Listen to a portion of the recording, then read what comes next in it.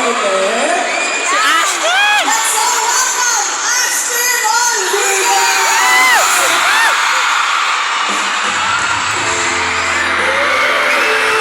God, ang ganda niya!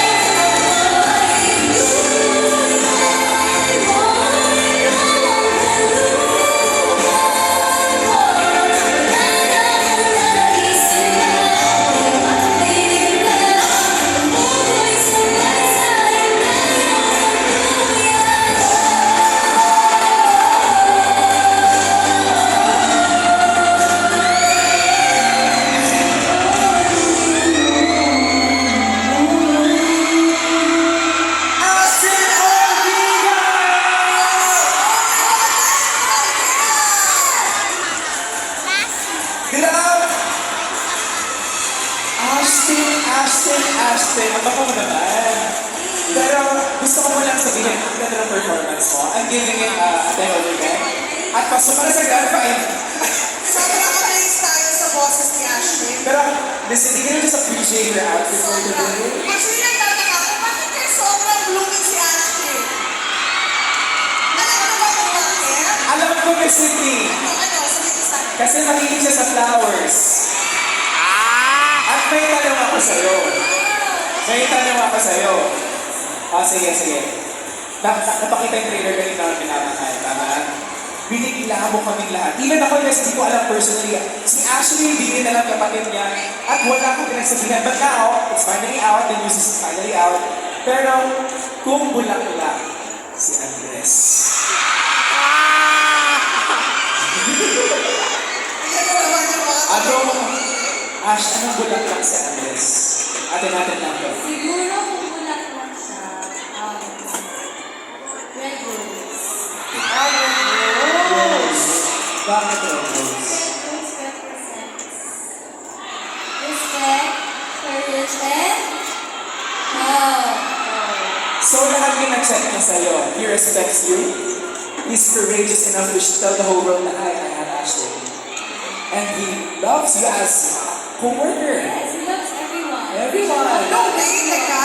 Di ba yung ash perfume? Parang may inspiration siya doon, kaya niya pinili yung scent ng ash perfume. The city, alam nila yan. Alam nila yun? Sino? Sino ba? Sino may naalala mo pagka nagsispray ng Oo ash nga. perfume?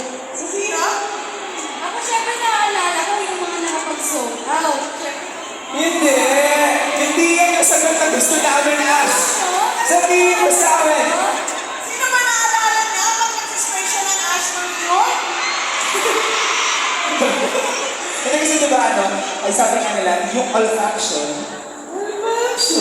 yung sense of smell, it gives you a specific scenario or memory in your head. So every time you spray, the ash perfume na available pa rin, kaya bumili kayo guys. So,